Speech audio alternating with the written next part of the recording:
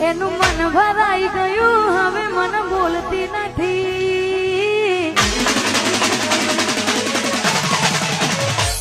એનું મન ભરાઈ ગયું હવે મન બોલતી નથી રોજ રહેતી